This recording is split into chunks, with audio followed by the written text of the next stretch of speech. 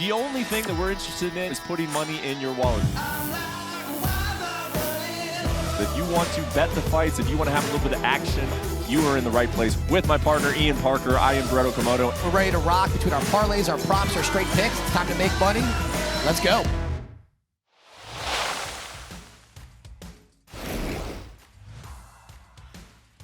What's good? Welcome in to Best Bets. He is Ian Parker. I am Phil Murphy, late replacement for Brett Okamoto, but don't worry, I am on wait, and we will proceed with our main event. But Ian, before we look ahead to Volkov-Rozenstruik and all that this card offers, I want to give you credit, man. You look at the last time you and Brett had one of these shows, 2-3 on the main card, but golly, some bad luck in there. 4-1 it would have been if Holly Holm and Eric Anders were on the right side of coin flips, which a lot of us neutral viewers may have scored that way.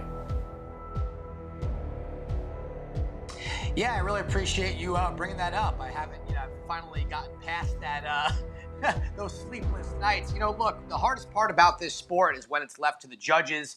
I was more confused on the scoring almost of the Eric Anders fight than I was Holly Holm. I thought Eric Anders clearly won rounds 1 and 2. Did not see how he lost that fight, and I don't regret taking that number of the plus 175. And the Holly Holm Caitlin Vieira fight, to me, that was a little confusing too. I thought Holly Holm won. I know we talk about damage and we don't talk enough about control, but I didn't really see what damage was done so much to give her the win. But you know what? We live to fight another day. That's the difference between having a great night and a not so great night, but we're going to bounce back this week. And only if they had that kind of sympathy at the window. But we get back on track this week, a 6-fight main card at the Apex. Prelims start at 1 p.m. on ESPN+. And this main card starts at 4 p.m. Alexander Volkov-Jairzinho Rozenstruik, your headliner. Got a couple great featherweight matchups in there. Women's flyweight division, Poliana Bateo against Karina Silva, the killer. Ode Osborne against Adasha. And Alonzo Menifield against Askar Maskarov. Ian, I want to look at this main event first. As we do, Volkov, the slight favorite against Rozenstruik. What do you think is probably presents value, I should say? What presents value in this main event? This is a really interesting fight. You got two guys that are essentially sitting in the top 5 to 7 continuously for quite some time here. You look at the height, but then you look at the strength of Rozenstruik, you look at the volume of Volkov and the reach, and it's going to be really interesting to see what type of approach each one of these guys take. I could see why people might want to shoot an opportunity on Rozenstruik as an underdog. We know he carries that power, and we saw what Derek Lewis did to Volkov. However, that was the first time he was knocked out since 2013. For Rozenstruik, he's coming off a tough loss to Curtis Blades. This is someone that we know where his weak point is, and that is if you put him on his back, he does not know really what to do jiu-jitsu-wise. Now, we've seen him in training working on his wrestling, but this is someone who has to get on the inside. He has to be able to utilize that power. He's got to kick the legs of Volkov. And it's a challenge. Volkov's been around for a while. He's a top fighter. He's a very smart, high IQ fighter. But for me, I think this fight is going to go over 2.5 rounds, and that's where I think the value presents itself. I think there's going to be a big feel-out period in the first round. Volkov doesn't get overly aggressive right away. He tries to feel out the distance. He tries to use that jab, those push kicks. And Rozenstruik, being a counter striker, he is going to sit back. He's going to wait for Volkov to make a mistake, which outside the Lewis fight, he doesn't do that very often. So I'm very intrigued to see what type of chess match we have here. I know it almost sounds like an oxymoron talking about heavyweights going over 2.5 rounds, going distances. But these two type of guys, granted they carry power, one's got more aggression than the other, very high IQ level fighters, and both do not want to get another loss on their record. And you look at this line, it hasn't really moved, been minus 160 in favor of Volkov. He's not a heavy favorite by any means, but he has been very strong as a favorite in the UFC. 6-1 as a betting favorite. The only loss, as you mentioned, 11 seconds left against Derek Lewis, gets knocked out, and a lot of people had him ahead on the cards. Volkov's only losses in 2 of his last 3 to Tom Aspinall and Cyril Gahn, guys who were among the divisional elite. So, Ian, with the smaller octagon, 44% less surface area, you like the over 2.5 rounds. Is there, I know it's not necessarily your best bet, but is there somebody who you think this pairing favors? For me, it's got to be Rozenstruik. Give him less room to have to cut off the cage, get on the inside. He's got to really do his best here to get there because Volkov, a 2-inch reach advantage for a guy who's that tall, I understand. The props here are really quite interesting, and it's funny. We talk about over 2.5. Look at Volkov winning by decision is only plus 150. He is not someone that forces the knockout. He is someone that will pepper you over time, your jabs, the kicks. He will let it flow organically, and when he senses the weakness coming in, that's when he'll finish, almost similar to the way he did against Alistair Overeem. I just have a hard time seeing him finish Rozenstruik. Rozenstruik's been finished only one time to Francis Ngannou, and there's really no shame in that. Yeah, and for Rozenstruik, 11 of his 12 wins are by knockout, and you see him to win inside the distance, plus 180. So a lot of intrigue there on the prop market. Ian, I want to look at the co-main event, featherweight banger, Dan Ige against Ige-Movsar Evloev.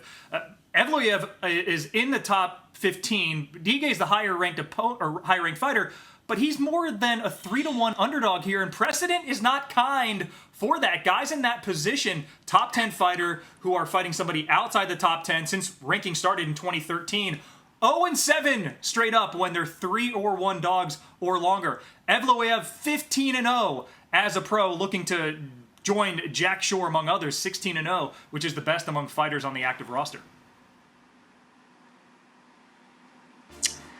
My God, Phil Murphy came to play today with all these stats. I am loving every moment of it. Look, you got a guy in Ige-Movsar Evloev who had ranked 13. He's done a lot so far. Every single win in the UFC, being undefeated, has come by decision, but by dominant decision. And he's fighting a guy in Dan Ige who has fought higher-level competition. He's coming off of 2 hard-fought losses. But the reason why I believe, Phil, that the odds are where they're at is due to style and due to where Ige kind of has the most amount of issues. Look, we've seen what he did against Edson Barbosa. We know he can strike. We know he carries power. We saw the knockout he had. But when he gets involved in the clinch, when he gets to the grappling department, when he gets put on his back, he's got a hard time getting up. He's got a hard time winning scrambles, and his takedown defense is not the best. Do I think he's a good fighter? Yes. Do I think he carries the power? But he's going against someone who is just so aggressive in their takedowns, who's nonstop. We've seen sometimes him maybe fade a little bit, Evloev, but we also know that's something that can be worked on. His striking continues to get better. He doesn't put himself in dangerous positions. I think we have a very special fighter here. Now, at minus 420, I think that's a little ridiculous, being who Dan Ige has fought, also who he has defeated, and Evloev has not fought that type of competition yet. I do like him to win this one. I think if he does win, it will be by decision, which will lower the odds. I just think that grappling and wrestling is going to be too much for Ige. It takes away his power. It's going to leave him with not a lot to work with. So I'm going to go with Evloev here to win by decision. Well, Ian, you mentioned that Evloev north of minus 400. He's been a heavy favorite before. Only once, though, steeper odds than this, and that was when he beat Nick Lentz January of this year. The guy moved to ATT in 2020. He's 5-0 in the UFC. Again, I understand why he's such a heavy favorite as well.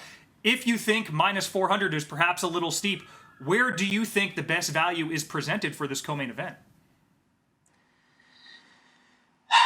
If you're on board like I am with this fighter, there's 2 ways to do this. Either you shrink it down to size, go with a prop, and you have him to win by decision, which it brings it all the way down to minus 170, which I think is a very solid play here. He has not shown the urgency to finish. I know he claims he's going to finish Dan Ige in round 1. I'd be more than happy to bet with him that doesn't happen. I think Ige is a very tough guy to finish. I love that type of confidence, but this is someone at 5-0 in the UFC all by finishes. So at minus 170 from minus 420 is the way to go. Or you could throw him in a parlay just to get him in there to get some sort of value, but I think minus 170 by decision is the way to go here. Ian, let's continue in the featherweight division. Michael the Lone Wolf Trizano, a 2.5-1 favorites thereabouts, a Tiger Schulman disciple since way back in 2009. Facing Lucas Almeida, Trizano won on the contender, he won tough 27, 2-2 in the UFC since. Almeida lost on the contender series, now looking to step up and getting a step up in class in Trizano. Look, for me, this is Trizano's fight to win. He's fought the higher level competition. He's got enough seasoning in his career in the UFC right now to see what's really out there. You know, the fight against Ludwig Klein. Oh, look at that beautiful mullet. I hope he brings that back. But Ludwig Klein fight really showed us a lot with Trizano. He's got the skills. He's a smart fighter. He does continue to get better. You know, he's coming off a loss, which, look, it happens within the UFC. You're fighting the top guys. He's fighting someone in Almeida who I just don't feel has fought that type of level of competition. And the one loss that Almeida has in his career is by decision. And the last 4 out of 5 fights that Trizano has been in has gone to decision. So for me, you know, again, Trizano at minus 230, a little bit above 2-1 is a little much for my blood. So for me, I'm going to go with another prop here. I like him to win by decision. And look at that, Phil. I know you're going to love this. At even money plus 100, we now get it down to that. See, that's the play, I think, right there. I totally agree. Almeida, all due respect to the crew in the jungle fight lightweight division, it is a definitive step up in class here. Ian, let's move on to the women's featherweight division. Karine Silva, the killer who has loads of finishes in her 14 wins. She last won on the Contender Series via guillotine, facing Paulina Botelho, a former strawweight. 1-3 in her last 4, but 2 of those losses were against opponents who missed weight. Who do you like here? This may be one of those fights where you kind of sit back and you don't touch it unless you're super bored or you're up money from the prelims, all right? Look, what we've seen, there is a trend that's been pointed out a lot on social media when it comes to Contender Series fights. You have someone that wins on the Contender Series, they come on as a favorite, they fight a seasoned veteran, and they end up losing. Now, to me, this is a little bit of a different situation. Paulina Botelho losing her last 2 fights, correct with the missed weights, but it's just the way she fights. She's not aggressive enough. She doesn't throw enough volume, and she's fighting someone in Karine Silva who is the opposite of that. She's aggressive. I think she has a 100% finish rate, which you don't see very often. This will be a step up in competition compared to what she's fought. But for me, if I'm sitting there and I'm up money and these odds are, there's not a lot of juice to pay, I'll take a shot on Silva here. I think her animosity, I think her athleticism, and if she can get this fight to the ground, that submission will be there for her. So I'm going to go with Silva here.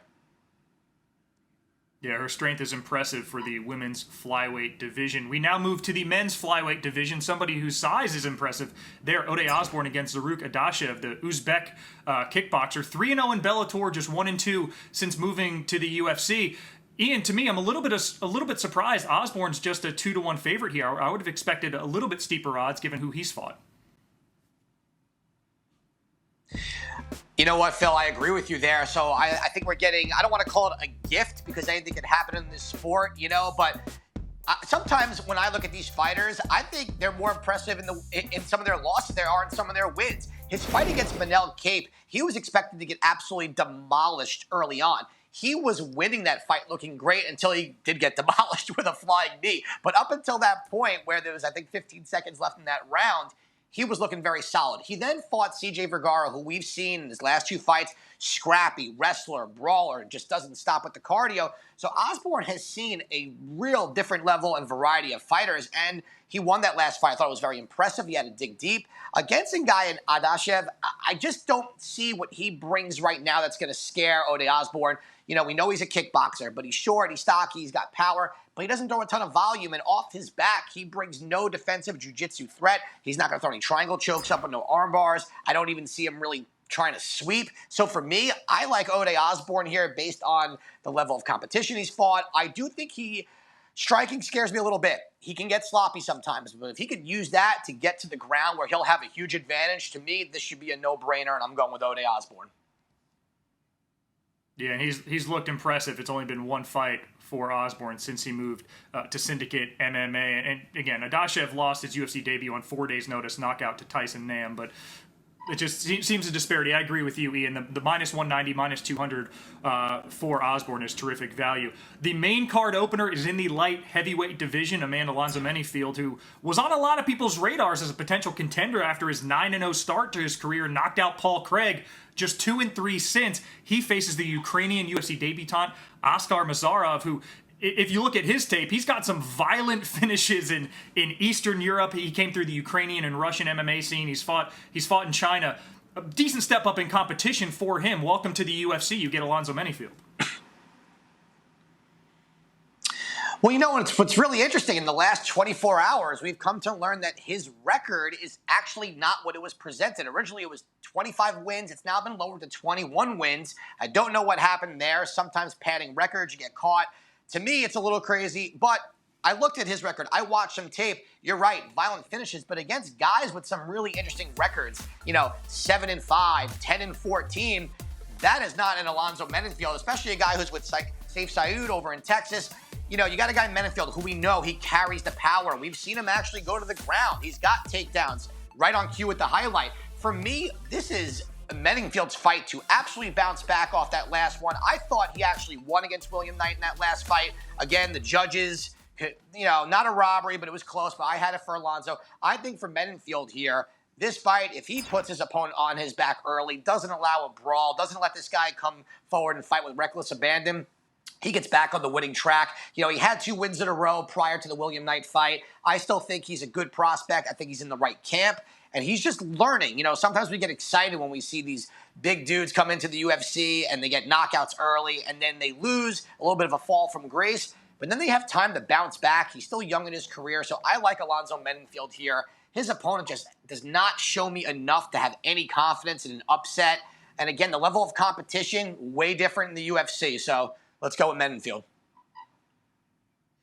Yeah, and Ian, I think the Mazzara of confusion with his record, he has some bare-knuckle experience on his resume, and I think that got melded in to his MMA record. He has 4 or 5 wins in the bare-knuckle scene. For Alonzo Mendenfield, 10 finishes and 11 wins for him. So I agree, the minus 160, minus 170 whereabouts he's at presents great value. Let's get fun. Let's get sexy with some parlays. Ian, look at this card. Let me know where you might find some value combining winners. I see you have Evloev on there. Tell us about the rest. Phil, this was a hard card for me to put together a Parker's parlay, and people are going to laugh. They're going to call it chalky. You know what? It is very chalky, but it gets us these huge favorites, minimize risk, and get plus money odds. So I'm going to go Damon Jackson here. He's taking on a fighter who is taking this fight on short notice. Damon Jackson looked phenomenal in his last fight, so I think he gets it done. Renat is fighting someone, and Andreas, who would look decent against Alex Pereira from the first round. Second round, he got knocked out, but this guy is so well-rounded. Submissions, knockouts, I think he's going to be way too much for his opponent. And last but not least, Erin Blanchfield. We need to keep an eye on her. Now, J.J. Aldrich is no joke in the division, talented striker, seasoned veteran, but what Blanchfield did to Miranda Maverick in that last fight, she was a human blanket. The grappling was insane. The cardio was there. I think she gets it done. So we tie these all together. We're going to get plus 137 odds. I don't mind that on such a chalky parlay. Hey, man, you get plus odds on anything. I'm not going to hate on you for calling it chalky. It could just be some savvy wagering, even putting 4 fights together to get there. Ian, let's look at these prelims. You touched on a few prelim picks there. There are, 8 bouts scheduled, rather. Some good names on here. Jeff Molina out of Glory MMA, Felice Herrig, Karolina Kowalkiewicz. Who do you like in some of these prelim results that stand out? Well, let's start off with Felice and Karolina. This is a rematch going back a few years. This one's a tough one for me. Karolina's got, I believe, 4 losses in a row. Felice, I think it's 3. But between the two, I think the difference is going to be the ground game of Felice Herrig. Both have had some time off. I just don't love all the damage that Karolina has taken, so I'm going to lean Felice Herrig. I'm a big believer in Joe Solecki here. I think he is a very solid prospect. Alex De Silva just makes questionable decisions. Selecki's a smart fighter. As long as he can keep that gas tank going, I think his grappling will reign supreme. We briefly spoke about Damon Jackson. Look, this is a guy who's coming into his own. He is seasoned. He has fought a lot of tough competition. He's getting someone taking this fight on short notice. So we're going to take him inside the distance, going from that minus 580 number all the way down to minus 135. Benoit Saint Denis, you probably will remember him from that fight where he took an absolute beating against Zaleski dos Santos, and the referee let it go on for way too long. However, in this fight against Stoles, he has such a huge advantage on the ground, so we're going with Saint Denis here. Munoz, Gravely. Look, I've been going back and forth in this fight, but I just think Gravely's wrestling is going to be too much. He's also fought higher level competition. Munoz coming off 2 losses. I don't like the matchup from him, so give me Tony Gravely. You touched upon Jeff Molina, Phil. I love that you said that. I think Jeff Molina is one of the most touted prospects in the division in the UFC for a reason. I love that he's with James Krause at Glory. I think he's an extremely talented fighter. He's fighting a guy in Zalgas who's 1-3 in his last 4 fights. outside the power, I don't see where Jeff Molina loses this. Love him in that fight. We talked about Renat versus Andreas. We're going to go with Renat, put him in our parlay. And last but not least, Erin Blanchfield. Minus 175 to win this by decision. Aldrich, very tough to put away. I just think the ground game is going to be a lot. So that's how we're going to go, and that's the full menu. Okay, so I'm going to give you my one best bet, and this is chalky as all get out, but Blanchfield Aldrich to go the distance is minus 220. Thereabouts. Both those women are decision machines. I don't see how that one's decided inside the cards. That's a little safe, Ian. That's a little chalky. Give us your best bets for this fight night at the Apex. Who do you like most of all on this show? You know, Phil, I don't mind your best bet. I really don't. And at minus 220, to me, that should have been minus 400 based on the correct stats that you gave. I'm going with Volkov and Rozenstruik in the main event over 2.5 rounds. I think that first round is going to be a huge feel-out period with Volkov using his reach and Rozenstruik not throwing a whole lot, trying to set up that counter hook. I think if that fight ends, look for it to end in the 3rd or 4th round. I'm going with Ode Osborne, the experience, the grappling advantage there. As long as he doesn't get in a sloppy brawl, I think he gets it done. Alonzo Mendenfield, experience, power, the takedowns, fight IQ, his cardio, all have improved with Saif Saud. I'm a big fan of that camp. I really think he's got what it takes to get this done. His opponent, let's just call it relatively unknown, especially the level of competition. I think it's a steal at minus 175. Last but not least, I am a very, very big fan. I'm big on Jeff Molina here. I don't love that he's minus 190 after only 2 wins in the UFC, but it's about the skill, it's his style, and Zalgas just doesn't throw a lot. He sits back. I don't see him catching Molina in a guillotine. Molina is a smart fighter, so give me him at minus 190. And then the parlay, Evloev, Jackson, Renat, and Blanchard plus 137. Bill, last time you were with me, I think we almost went perfect. I'm expecting perfection this time, so feel free to brag after we do it. I wasn't going to say anything, but since you brought it up, the last time I hosted this show, you were red hot. And what better way to come off of that hard luck pair of losses, the Holm and Anders? Last time I mentioned it, Ian, I promise. Should have been a 4-1 day for you 2 weeks ago. You've waited a long time to get back on the winning ways. And like you said, any precedent for this best bet show when I'm standing in for Brett Okamoto, you are on point, my friend. It was great to hang out again. Thank you for hanging out with us. This is ESPN's Best Bets. Of course, please always wager responsibly, and please check out this weekend's Fight Night at the Apex. Prelims underway at 1 p.m. Eastern on ESPN+, and a banger of a 6-fight main card in the small octagon at the Apex, 44% smaller, gets going at 4 p.m. Eastern on ESPN+. He's Ian Parker. I am merely Phil Murphy. Thank you for hanging out with us, and enjoy the fights.